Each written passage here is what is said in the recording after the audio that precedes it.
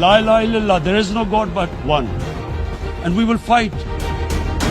And when a nuclear armed country fights to the end, it will have consequences far beyond the borders.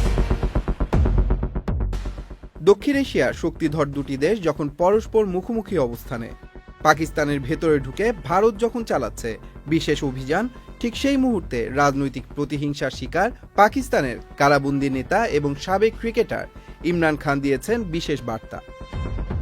গত মঙ্গলবার পাকিস্তানের অভ্যন্তরে চালানো হামলার পরপরই ইমরান খানের ভেরিফাইড ফেসবুকে উঠে আসে তার একটি ভাষণ, যে ভাষণে তিনি বলেন পাকিস্তান কখনো আক্রমণের মুখে পড়লে থেমে থাকবে না, ঝাঁপিয়ে পড়বে নিজেদের সর্বশক্তি দিয়ে। They're saying all this is happening because of Pakistan. One of their defense ministers said there are 500 terrorists lined up on the border to go in. Why would Pakistan send 500 terrorists when there are 900,000 troops? What impact are they going to make?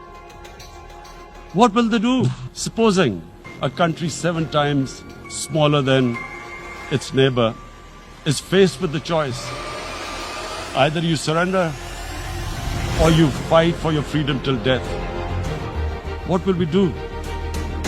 I ask myself this question. And my belief is, La ilaha illallah, there is no God but one. And we will fight. And when a nuclear armed country fights to the end, it will have consequences far beyond the borders. জাতিসংঘে দাঁড়িয়ে ভাষণ দেওয়ার সেই ভিডিওতে ইমরান খান বলেন, যদি দুই দেশের মধ্যে সাধারণ যুদ্ধ হয় তবে প্রতিবেশীর তুলনায় 7 গুণ ছোট দেশটি কি আত্মসমর্পণ করবে? না, সেটি প্রতিহত করবে। প্রকাশিত সেই ভাষণটির পরপরই কারাবন্দী ইমরানের দেয়ালে দেখা যায় আরেকটি বক্তব্য, যেখানে তিনি জম্মু কাশ্মীরে ভারতের প্রধানমন্ত্রীর দমনমূলক অবস্থানের সমালোচনা করেন। একই সাথে নওয়াজ শরীফ ও আসিফ জারদারির বিষয়েও তীব্র সমালোচনা করেন। বলেন, আমি অনেকবার বলেছি আরএসএস এর মতাদর্শে পরিচালিত ভারত শুধু এই অঞ্চলের জন্যই নয়, গোটা বিশ্বের জন্য হুমকি। কাশ্মীরে ভারতের দমন পীড়ন এবং বিশেষ করে 370 ধারা বাতিলের পর কাশ্মীরিদের স্বাধীনতার আকাঙ্ক্ষা আরও বেড়ে গেছে। এমন পরিস্থিতিতে আমাদের দেশ একটি জালিয়াতির মাধ্যমে গঠিত অবৈধ সরকারের হাতে বিভক্ত।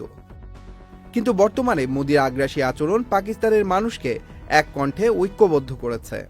আমরা এই ভুয়া সরকারকে মানি না এবং একই সঙ্গে মোদির যুদ্ধ চেতনামূলক কর্মকাণ্ডের তীব্র প্রতিবাদ জানাই, যা এই অঞ্চলে শান্তির জন্য বিপজ্জনক। যে কোনো বাহ্যিক শত্রুর বিরুদ্ধে জয় পেতে হলে আমাদের এক হতে হবে, অথচ রাষ্ট্র এখন শুধু রাজনৈতিক প্রতিহিংসায় ব্যস্ত, যা আমাদের আরও বিভক্ত করছে এবং দেশের প্রতিরক্ষা দুর্বল করছে। নওয়াজ শরীফ ও আসিফ জারদারির মতো রাজনীতিবিদেরা ভারতের বিরুদ্ধে কিছু বলবে না, কারণ তাদের অবৈধ সম্পদ ও ব্যবসা রয়েছে বিদেশে। তারা ভয় পায় সত্য বললে ভারত তাদের সেই সম্পদ বাজেয়াপ্ত করতে পারে। 2019 সালে জাতিসংঘে দেয়া ইমরান খানের সেই ভাষণটি নতুন করে পোস্ট করার পর তাতে প্রায় 40,000 শেয়ার এবং 1.5 লাখ রিঅ্যাক্ট দেখা যায়। অন্যদিকে আদিওয়ালা কারাগার থেকে 19 এপ্রিল দেয়া বিবৃতিটিও নতুন করে পোস্ট করা হয়, যা পাকিস্তান এবং ভারতের কাছে শক্ত বার্তা পৌঁছে দেয়। Tanmoy Mahmud, channel I online. বান্ডেল থাকলে প্রতি সেনমানিতে টাকা বাঁচবে। বিকাশ সেনমানি বান্ডেল কিনে জিতুন প্রতি লেনদেনে।